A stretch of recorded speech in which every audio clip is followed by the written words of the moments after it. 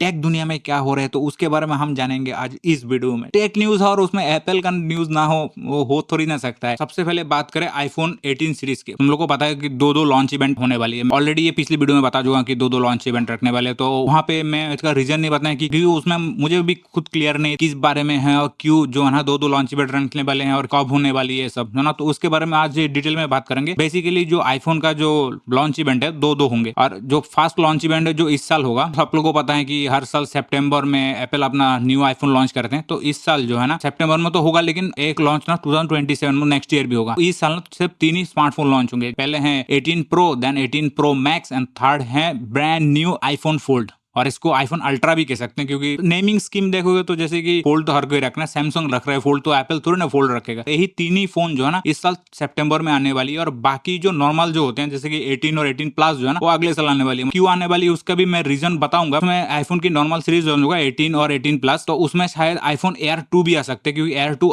इस साल लॉन्च नहीं होने वाले, वो अगले साल 2027 में लॉन्च होगा। अब इस साल में ना जो आईफोन लॉन्च होगा वो भाई साहब मजेदार आईफोन तो होंगे। एंड्रॉइड का सबसे बड़ा जो कॉम्पिटिशन है, मतलब जो काउंटर फिट है मतलब आईफोन का, वो है सैमसंग, राइट। सैमसंग की जो एस सीरीज की लाइन होगी जैसे कि S25, तो अगले महीने फरवरी में शायद फरवरी 25 शायद 25 में उन लोग का अनपैक इवेंट होने वाले, तो वहाँ पे S26 भी आने वाली है। S26 सीरीज में ना ऐसा कोई रेवोल्यूशनरी चेंजेस नहीं है एज कम्पेयर टू आईफोन 18। अब पूछोगे कि ऐसा क्या चेंजेस है, उसमें मेनली 2-3 चेंजेस हैं जो बहुत अच्छा खासा इंपैक्ट डालेगा। पहला है अंडर डिस्प्ले फेस आईडी। जैसे कि तुम लोगों को नहीं पता कि जो डायनामिक आइलैंड कुछ इस प्रकार दिखते हैं, मतलब विदाउट कवरिंग, मतलब उसको पूरा ब्लैक नहीं कर दिया, तो मतलब एप्पल ने बहुत शातिर तरीके से ना उसको मतलब अच्छे से, अब तो ये ऐसा हो गया कि ये डायनामिक आइलैंड के बिना आईफोन ही नहीं लगता, तो उसको तो नहीं हटाने वाले। लेकिन ये जो इसमें जो देखोगे ना वो थोड़ा भद्दा सा दिखते हैं, मतलब उतना अच्छा नहीं दिखते। अभी जो ना फेस आईडी जो ना अंडर डिस्प्ले हो जाने के, मतलब डिस्प्ले के नीचे हो जाएंगे। कैमरा जो है ना वो नहीं जाने वाले क्योंकि अभी भी कैमरा उतना एडवांस नहीं होगी जो अंडर डिस्प्ले होने के बावजूद भी अच्छे खासे क्वालिटी दे दें। जिन लोगों को नहीं पता, सैमसंग ने भी ये कोशिश किया तो जो अंडर डिस्प्ले कैमरा देने की, उसका क्वालिटी इतना खास आया नहीं, तो एप्पल अभी ट्राई नहीं करने वाले क्योंकि वो टैग उतना एडवांस हुआ नहीं है अभी। तो अभी के लिए जो ना कैमरा कटआउट रह जाएगा, बाकी जो फेस आईडी है वो अंडर डिस्प्ले होंगे, और उसके बाद से जो ना स्क्रीन का रेशियो भी बढ़ जाएगा, मतलब थोड़ा बड़ा स्क्रीन मिलेगा। अब तुम लोग पूछ सकते हो कि इस चक्कर में तो डायनामिक आइलैंड खत्म हो गए। नहीं भाई साहब, ऐसा बिल्कुल नहीं है, क्योंकि आईफोन से डायनामिक आइलैंड खत्म कर दोगे तो आईफोन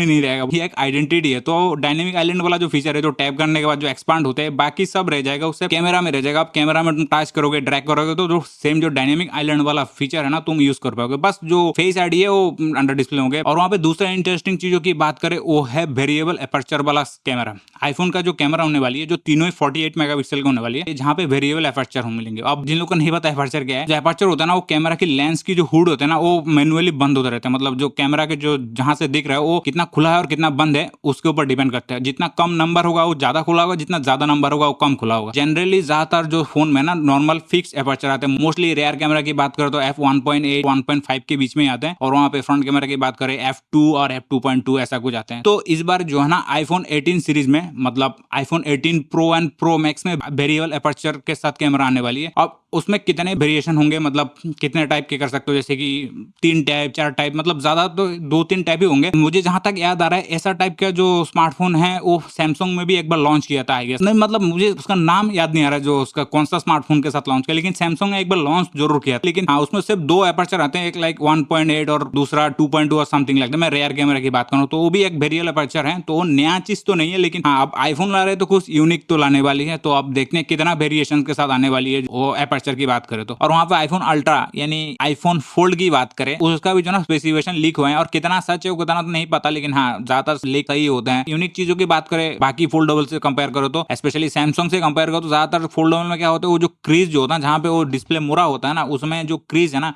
वो विजिबल है। हाँ जब फास्ट लॉन्च हुआ था तभी ज्यादा विजिबल था एज कम्पेयर टू ट्राईफोल्ड आया है ना नया वाला, तो उसमें भी हाँ क्रीज है, ऐसा नहीं कि पूरा क्रीज गायब हो जाएगा, क्रीज हो तो। लेकिन एप्पल ये कह रहे हैं उन लोग का आईफोन फोल्ड में जो है ना उसमें कुछ नया होंगे कि उसमें क्रीज विजिबल नहीं होंगे, और पता नहीं उसके कुछ लिक्विड मेटल हिंज और अंदर कुछ मेटल डाले, पतला मेटल डाले हैं जिसके वजह से वो इतना मुड़ते नहीं है, तो उसमें क्रीज उतना विजिबल नहीं होगा, मतलब फील भी नहीं होगा और विजिबल भी नहीं होगा, तो बिना क्रीज के होंगे।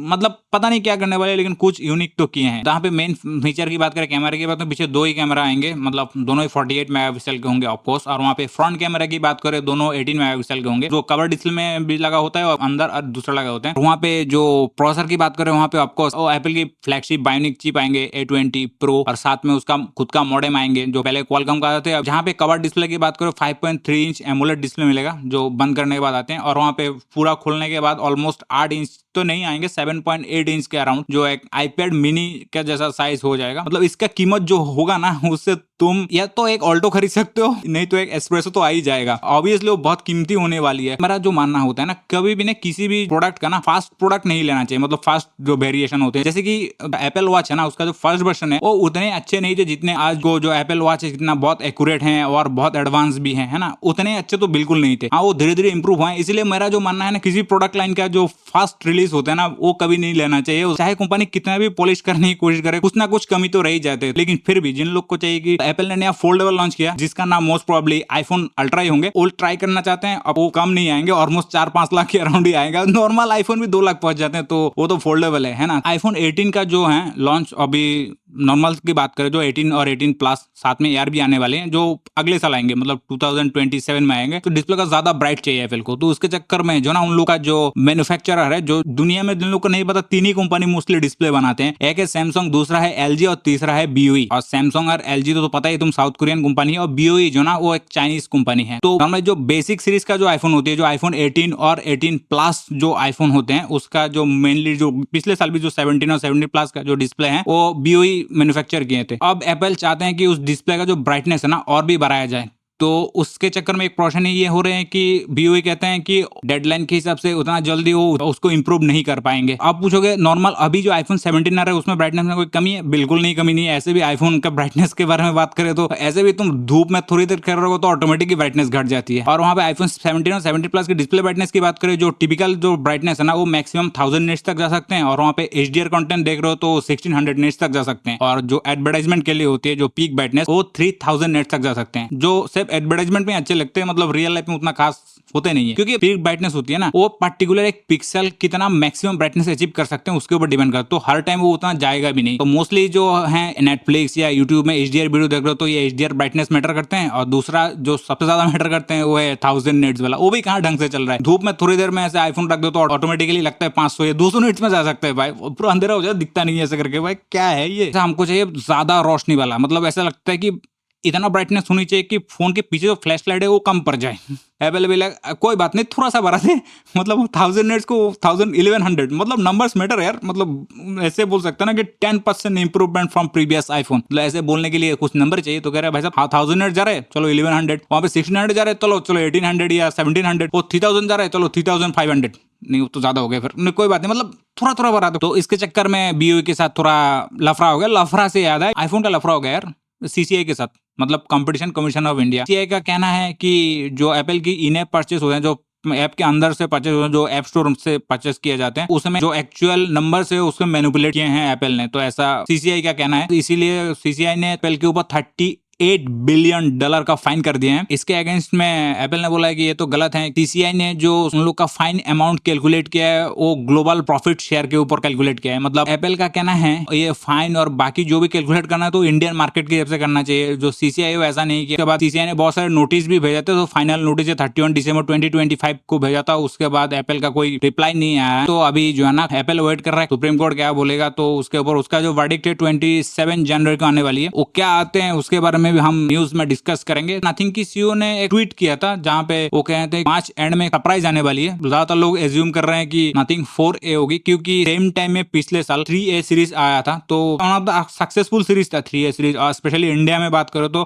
20 to 30,000 के बीच में one of the best smartphone आते हैं, मतलब बेस्ट लुकिंग भी कह सकते हो, सबके लिए नहीं। नथिंग की लाइनअप की बात करो। अब बात करेंगे सैमसंग की, उसमें सबसे पहला न्यूज है February 25 को सैमसंग की इवेंट होने वाली, लॉन्च इवेंट, मतलब इसको सैमसंग अनपैक बोलते हैं, जहां पे S26 सीरीज लॉन्च होंगे, लेकिन पूरा नहीं, वहां पे सिर्फ S26, 6 प्लस और 6 अल्ट्रा ही होंगे। एज वाला अलग से लॉन्च होंगे और फोल्डेबल तो अलग होती है। लगता है आईफोन वाले ने यहाँ से कॉपी किया है, इंस्पायर कॉपी नहीं बोलना चाहिए, इंस्पायर। सैमसंग की बात करें कलर की, नहीं मतलब जो S26 सीरीज आने वाली है, स्पेशली जो अल्ट्रा सीरीज आने वाली है, उसमें कौन से कलर आएंगे, तो उसका जो है ना सिम कार्ड का जो फोटो है वो लीक हुए हैं और वहां पे उसका कलर पता चल जाएंगे। लेकिन सैडली ऑरेंज नहीं है यार वहां पे, मतलब सबको लगा कि आईफोन ऑरेंज आया तो अब सब लोग ऑरेंज निकालेंगे। वैसे बहुत सारे सैमसंग के फोन है जो ऑरेंज कलर में आते हैं, लेकिन फ्लैगशिप नहीं आ रहे, मतलब S26 नहीं आ रहे। उसमें 4 कलर आ रहे हैं। देखो, पहली कलर है ब्लैक शेडो। शेडो तो ब्लैक ही होते हैं, व्हाइट होते हैं क्या? बाय द वे, उसका मतलब दूसरा कलर भी आ रहे हैं, वो है व्हाइट शेडो। नहीं मतलब वो सफेद है, वो काला है जैसे। तीसरा है ग्लेशियर ब्लू, हल्का वो जो स्काई कलर टाइप होते हैं। अल्ट्रा वायोलेट, मैं रे की बात नहीं कर रहा हूँ भाई साहब, वो वायलेट कलर होते हैं जो पर्पल का टोन डाउन वर्जन है। ये नाम है, सिंपल है यार। अब बताओ तुम में से कौन सा फेवरेट कलर है? वैसे नहीं तुम ले पाओगे ना मैं ले पाऊंगा, बस हम सब मजे ले पाएंगे। नेक्स्ट आसूस की तरफ से, आसूस जो है ना अपना स्मार्टफोन डिवीजन जो है ना वो बंद करने वाली है। मतलब वो CS में अनाउंसमेंट किया कि इस साल वो कोई स्मार्टफोन नहीं लाने वाले हैं। जैसे ज़ेनफोन 3 यूजर, मतलब क्या अच्छा फ़ोन होते थे यार, मतलब स्पेशली अच्छा फ़ोन तो बनाते थे पहले। हाँ, रिसेंटली उसका स्मार्टफ़ोन इतना बिके नहीं है, वो भी बात है कि वो ज़्यादा स्मार्टफ़ोन लॉन्च भी नहीं कर रहा, वो स्पेशली हायर टियर में लॉन्च कर रहा है। उसका जो कॉम्पैक्ट फ़ोन भी होता है ना, वो जो रेड वाला होते हैं, वो भी अच्छा खासा बिके थे, लेकिन फिर वो भी बंद कर दिए हैं। तो अभी जो है ना 2 ही फ़ोन मार्केट में अवेलेबल थे, मतलब इंडिया में तो नहीं थे। यहाँ पे ROG सीरीज़ की बात करें, ROG फ़ोन 9E और दूसरा है ज़ेनफ़ोन अल्ट्रा जो बड़ा वाला है। तो यही 2 फ़ोन बिक रहे थे, मतलब वो जो पिछले साल लॉन्च हुए थे। तो इसके पीछे आसूस ने रीज़न ये दिया कि उन लोग अब ज़्यादातर कंप्यूटर और AI में फ़ोकस करने वाली है, क्योंकि उसमें ज़्यादा प्रॉफ़िट है। सिंपल सी बात यही है। तो देख के बुरा लगता है कि बड़े-बड़े जो कंपनी है, पहले LG स्मार्टफ़ोन बनाते थे, वो बंद कर दिए, अभी आसूस भी बंद कर दे रहे हैं, है ना? एंड ऑफ एरा भी कह सकते हैं। मतलब जो OG स्मार्टफ़ोन एरा होते थे, इनोवेशन के नाम पे ये 2 ही कंपनी करते थे। जिन लोग को नहीं पता, LG का विंग्स भी आते थे, अजीबो-गरीब, जिसमें वो ऐसे स्मार्टफ़ोन का जो हर कंपोनेंट अलग कर सकते हैं। और आसूस के बारे में भी सही है, वो जो फ्लिप वाला कैमरा है, पीछे वाला कैमरा ज़ेनफ़ोन वो सामने आ जाते थे। वहाँ पे मोटराइज़ कैमराज़ होते थे, है ना? और वहाँ पे छोटे स्मार्टफ़ोन हो जाए या बड़े स्मार्टफ़ोन हो जाए, और वहाँ पे अजीबो-गरीब जो पीछे सामने एक डिस्प्ले, पीछे एक मैट्रिक्स डिस्प्ले, मतलब जो अतरंगी वाले जो स्मार्टफ़ोन होते हैं ना, मतलब जो एक्सपेरिमेंट, हाँ, इतना चलते नहीं है, लेकिन हाँ, वो तो वही बनाते हैं। अब जो कंपनी इनोवेशन करते थे वो अब आउट ऑफ बिज़नेस हो रहे हैं। तो बाकी मेन स्ट्रीम प्लेयर हैं, बस सेफ खेलते रहो, फ़ोन बेचते रहो, प्रॉफ़िट कमाते रहो। सेम फ़ोन को अलग-अलग स्पेक्स के साथ 1-2 इधर-उधर करके लॉन्च करते रहो, प्रॉफ़िट कमाते रहो। यही है। हमारा जो आखिरी न्यूज़ है वो है सोनी की तरफ से, सोनी और TCL की तरफ। यहाँ पे सोनी का जो एंटरटेनमेंट डिवीज़न है वो TCL ने एक्वायर कर ली। अब एंटरटेनमेंट डिवीज़न मतलब जैसे कि टीवी हो गई, सोनी की ब्राविया सीरीज़, और हेडफ़ोन बोल लो, ईयरफ़ोन बोल लो, स्पीकर्स, जो भी एंटरटेनमेंट डिवीज़न में आते हैं, अभी उसका ग्लोबली जो भी ये जो चीज़ें बेचे जाएँगे, वो नाम हो ही रहेगा, बस उसका कंट्रोल TCL के पास रहेंगे। गूगल पिक्सल 10A भी लीक हो जो हैं, जो दिखने में पूरा 9A लग रहे हैं। मतलब दिख के ऐसा लग रहा है कि नहीं वो 10A नहीं 9A है। और जहाँ तक डिस्ट्रीब्यूशन लीक की बात करें, वो भी ज़्यादातर सजेस्ट कर रहे हैं कि वो भी सेम ही है। ऐसा लगता है कि 9A को ही रिब्रांड करके 10A की नाम दिए गए हैं। वैसे भी वो one of the cheapest smartphone है, मतलब गूगल की हिसाब से वो चीपेस्ट स्मार्टफोन है। वैसे तो बहुत महंगा स्मार्टफोन है, सेम केस जो है ना आईफोन की तरह है। आईफोन की जो E सीरीज की बात कर लो और वहाँ पे गूगल की A सीरीज की बात कर लो, दोनों ही मतलब वैल्यू फॉर मनी तो नहीं है। जहाँ पे वीवो जो ना इंडिया का हाईएस्ट मार्केट सेलर है, मतलब स्मार्टफोन सेलर, जहाँ पे 21% मार्केट शेयर वीवो के पास है, सैमसंग के पास है 15% और Xiaomi के पास है 13%। Xiaomi के भाई सेट है, चाहे वो ग्लोबल मार्केट में हो या इंडियन मार्केट में, परसेंटेज सेम ही रहते हैं। जो सीरीज बेचना है वो लॉन्च करना नहीं है, मतलब जो बजट सीरीज की बात करें जिसके लिए Xiaomi जाने जाते हैं, वो लॉन्च वो करता नहीं है, और महंगा सीरीज है वो कोई लेता नहीं है, बीच में लटक रहा है बस। अब हम लोग मन में आए कि भाई साहब इसका मतलब है जो X300 सीरीज का जो स्मार्टफोन है वो अच्छे बिके होंगे, है ना? बिल्कुल नहीं। है ना, Y सीरीज के स्मार्टफोन ज्यादा बिके हैं, जहाँ पे टॉप कंटेंडर जो है, पहला वाला जो है Y31G और दूसरा है Y91G। B सीरीज के भी एक स्मार्टफोन है, महंगा वाला नहीं, ई वाला B60E, और ये सेम पैटर्न में भी सेम है। ऊपर का ज्यादातर A सीरीज का स्मार्टफोन होते हैं ना, जो बजट सेगमेंट है, इसीलिए कह रहा था मैं कि जो Xiaomi जो बजट सेगमेंट के लिए ही जाने जाते हैं, तो उन लोग वहाँ पे बजट सेगमेंट अच्छा खासा फोन पहले की तरह लाते, तो एक अच्छा खासा मार्केट शेयर वो ग्रैब कर सकता था। ज्यादातर ये जो स्मार्टफोन है ऑफलाइन में ही सेल्ड होते हैं, जैसे कि Vivo की Y सीरीज की बात कर लो या Oppo की A सीरीज की बात कर लो। Xiaomi की बात करें, वहाँ पे टॉप 2 सेलर की बात करें, पहला है Redmi 14C और पोको में C75 जो हाईएस्ट सेलर। इसलिए बोला बजट में ना, जो मेन जो बल्क जो पुल करते हैं वो बजट में आते हैं। जो Xiaomi वो उसको इग्नोर ही कर रहा है, वो सब कह रहा है प्रीमियम, सब प्रीमियम करेंगे। नोट सीरीज जो है, जो बजट सेगमेंट में परफॉर्मेंस और बेस्ट वैल्यू फॉर मनी के लिए जाने जाते हैं, वो भी अभी 25-30 हजार के ऊपर जा रहे हैं। हम चाहे ऑनलाइन में कितने डिबेट कर ले कि ये अच्छा है, वो अच्छा है, ये है, इसका स्पेक है, इसका इतना रैम स्पीड है, इसका स्टोरेज स्पीड इतना है, इसका कैमरा इतना मेगापिक्सल का है, वो इतना 4K में वीडियो शूट कर सकते हैं, फ्रंट कैमरा से भी बैक कैमरा से भी। ऑफलाइन में जो हाईएस्ट कमीशन में देखो वही सेल होगा, इसीलिए तो देखो ना, वो Vivo का Y सीरीज सेल हो रहा है और Oppo का A series. Next is my opinion section, जहाँ पे ऐसा पर्टिकुलर न्यूज तो नहीं है, लेकिन एक पर्टिकुलर मार्केट ट्रेंड की बात कर रहा हूँ। जो आजकल ज्यादातर फोन देखो ना एक्स्ट्रा एक्सटेंडर लेंस के साथ आते हैं, जो जूम लेंस होते हैं, जो तुम सेपरेटली खरीद भी सकते हो, है ना? उसके बारे में जो ज्यादातर स्मार्टफोन जैसे कि Vivo की X300 अल्ट्रा है कि X300 का है, X300 सीरीज के साथ भी आए थे। Oppo का Find N9 something like Oppo का भी आए थे, जो वहाँ पे मतलब एक्स्ट्रा एक जूम लेंस होते हैं जहाँ से तुम जूम कर सकते हो। उसके बारे में मेरा ये सोचना है कि देखो स्मार्टफोन जो होता है ना वो होते हैं कोई मोमेंट कैप्चर करने के लिए, जहाँ पे कुछ देखा या कोई फैमिली मोमेंट कैच के फोन निकाला, जस्ट वीडियो ऑन कर दी। और मुझे यहाँ पे टेलीफोटो लेंस लगा किसी का पोर्ट्रेट लेना ही है तो मैं स्पेशली जो वाइल्ड लाइफ फोटोग्राफी में ज्यादा यूज होता है, अच्छा चलो इंसान को भी लेना है तो मैं कैमरा ना खरीद लूं, मतलब वो ज्यादा सस्ता पड़ेगा as compare to buying a smartphone जिसके साथ ये किट आते हैं। और किट इसका तो सस्ता वर्जन मार्केट में मिल जाते हैं 1,500-2,000 में। हाँ, उसमें ग्लास का क्वालिटी का भी फर्क है, वैसे कि बहुत अच्छी क्वालिटी महंगे ग्लास आ गई है, लेकिन एटलीस्ट 1 लाख प्लस फोन है। जो वीवो का जो फोन है वो 1,03,000 के आसपास जाते हैं। उसमें मैं सोनी का A60-100X भी ले लूं ना जूम लेंस के साथ 55 to 200 शायद जूम लेंस के साथ, वो भी 70,000 के अराउंड मिलते हैं। वो इतना प्रैक्टिकल और सेंस नहीं बनाता, और किसी को यूज करना भी है ना कि भाई साहब मुझे कैमरा नीचे स्मार्टफोन के साथ यूज करना, नॉर्मल किसी भी स्मार्टफोन के साथ यूज करना, वो मतलब थर्ड पार्टी भी मिल जाते हैं। मतलब अमेजोन या फ्लिपकार्ट या किसी भी ई कॉमर्स साइट में जाओगे तो 2,000 के 2,500 के प्राइस में बहुत सारे मिल जाएंगे। आपको क्वालिटी का तो फर्क है, वैसे भी उसमें वो क्वालिटी नहीं आने वाले। जो वहाँ पे सेंसर है, जो एक्चुअल कैमरा सेंसर है स्मार्टफोन का, उसके सामने एक लेंस है, उसके ऊपर दूसरा लेंस लगा रहे हो और ऊपर फिर खींच रहे हो, तो उसमें ऐसे भी क्वालिटी का डिग्रेडेशन हो जाते हैं एज कम्पेयर टू कैमरा की बात करें, जहाँ पे सीधा, जिन लोगों को नहीं पता, कैमरा के ऊपर सीधा लेंस लगते हैं, उसके बीच में कुछ नहीं होते हैं। ये मेरा पर्सनल ओपिनियन है, इसलिए ये ओपिनियन सेक्शन में आया है। मुझे यही लगता है पहली बात तो इसके चक्कर में वो स्मार्टफोन की कीमत बहुत ज्यादा हो जाते हैं, उसमें वो इतना प्रैक्टिकल भी नहीं होता। ऐसा नहीं कि तुम हमेशा साथ में कैरी भी करो, कैरी भी कर रहे हो, मतलब कैरी कर भी नहीं सकते ना, ग्लास है, भारी है और खराब होने का चांसेस ज्यादा रहते हैं। और तुम इतना तामझाम पाल ही रहे हो तो इससे अच्छा कि कैमरा ले लो, है ना, जूम लेंस वाला। तो जहाँ पे देखो फोन की जगह कैमरा देखो, क्वालिटी भी अच्छा होंगे और एक कैमरा मिल जाएंगे, एक डेडिकेटेड कैमरा से बेहतर क्या ही हो सकते हैं। अभी बात करेंगे मजेदार सेक्शन लॉन्चेस। शुरुआत करेंगे लावा से। लावा ब्लेज 3 लॉन्च हुआ है 17,000 में। आप पूछोगे इसमें क्या खास बात है, वो इसमें दो डिस्प्ले आते हैं, सामने एक डिस्प्ले पीछे एक डिस्प्ले। जहाँ पे सामने जो ना 6.67 इंच का 10 बिट एम्बुलेट डिस्प्ले मिलता है, जिसके साथ 120 हर्ट्ज का रिफ्रेश रेट मिलेगा। और वहाँ पीछे की डिस्प्ले की बात करें, वहाँ पे 1.6 इंच की 18 हर्ट्ज का डिस्प्ले मिलेगा। और वहाँ प्रोसेसर की बात करें, मीडियाटेक डायमेंसिटी 7060 SoC मिलते हैं। 6GB का LPDDR5 रैम और 128GB का UFS 3.1 का स्टोरेज मिलता है। पीछे जो ना 50 मेगापिक्सल सोनी IMX 572 सेंसर आते हैं, तो 4K वीडियो भी शूट कर सकते हो। और फ्रंट में 8 मेगापिक्सल के कैमरा आते हैं। और वहाँ पे बैटरी की बात करें, 5000 mAh बैटरी आते हैं, जिसमें 32 वाट की फास्ट चार्जिंग भी आ जाते हैं, चार्जर बॉक्स में ही मिल जाते हैं। एंड्रॉइड वर्जन की बात करें, वो एंड्रॉइड 15 के साथ आएगा और 1 साल का एंड्रॉइड अपडेट मिलेगा, मतलब एंड्रॉइड 16 तक आएगा और 3 साल का सिक्योरिटी अपडेट मिलेगा। और उसका कीमत तो मैंने पहले ही बताया, 16,999, मतलब 17,000 आने वाली है। अब मेरा सवाल इसमें ये है, लावा वाले कर क्या रहे हैं, मतलब पता नहीं, कंफ्यूज है। मतलब जैसे कि हर चीज के एक पर्टिकुलर चीजें होते हैं, जैसे कि सैमसंग का पहले नोट सीरीज आते थे, इसमें स्पेशलिटी क्या होता है, उससे एस पेन आते थे, है ना। तो उसके बाद नोट सीरीज को उन लोगों ने बंद कर दिया, फिर उसको एस पेन जो ना अभी एस सीरीज के स्मार्टफोन में ले आए। ऐसा तो नहीं है कि जो नोट सीरीज का स्मार्टफोन में भी एस पेन आ रहे हैं, नॉर्मल स्मार्टफोन में भी एस पेन आ रहे हैं, है ना। तो उसमें मतलब डिफरेंशियल फैक्टर नहीं हो जाता। जैसे कि एक अग्नि 3 का जो स्मार्टफोन है, मतलब लावा का सीरीज के अग्नि 3 आते हैं, वो भी सेम प्राइस में आते हैं। मतलब अभी अमेजोन में सर्च करोगे ना, वो भी 17,000 में आएंगे। उसमें हर चीज उसका बेहतर है, उसमें कार्व डिस्प्ले मिलते हैं, वहाँ पे बड़े डिस्प्ले मिलते हैं, वो भी कार्व डिस्प्ले मिलते हैं। पीछे वाले डिस्प्ले तो दोनों में ही मिलते हैं। और वहाँ पे प्रोसेसर भी अच्छे मिलते हैं, मीडियाटेक डायमेंसिटी 7300 मिलते हैं एज कम्पेयर टू 7060। वहाँ पे 8GB का रैम मिलते हैं, स्टोरेज भी ज्यादा मिलते हैं। कैमरा यहाँ पे डुअल कैमरा मिलते हैं, मतलब पीछे दो कैमरा मिलते हैं, एक है 50 मेगापिक्सल और दूसरा था 8 मेगापिक्सल का टेलीफोटो या शायद वाइड एंगल लेंस होगा। तो मेरा सवाल ये है कि खुद का कंपटीशन खुद ही बना रहे हैं। तो अब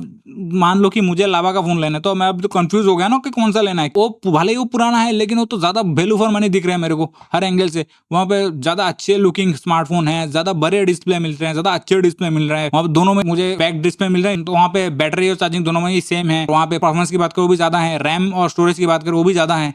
तो मैं ये ना लेके वो क्यों लूं, पता नहीं, मतलब लावा वाले कर क्या रहे हैं। पहले अग्नि सीरीज में नॉर्मल था, फिर बैक डिस्प्ले आ गया, मतलब सेकेंडरी डिस्प्ले आ गया, फिर वहां पे वो जो है ना ब्लेज में आ गया। मतलब कंफ्यूजन नहीं हो गया, पता नहीं। मतलब तुम्हारा क्या ओपिनियन है, नीचे कमेंट सेक्शन बताओ। तो आज का टेक न्यूज यहाँ तक था, तो नीचे बताओ कि तुम्हारा काम का न्यूज कौन सा था, किसी भी नहीं था, और कौन से न्यूज सुन के तुमको अच्छा लगा या बुरा लगा, कौन सा सरप्राइजिंग था। Let me know in the comment section. See you in the next one.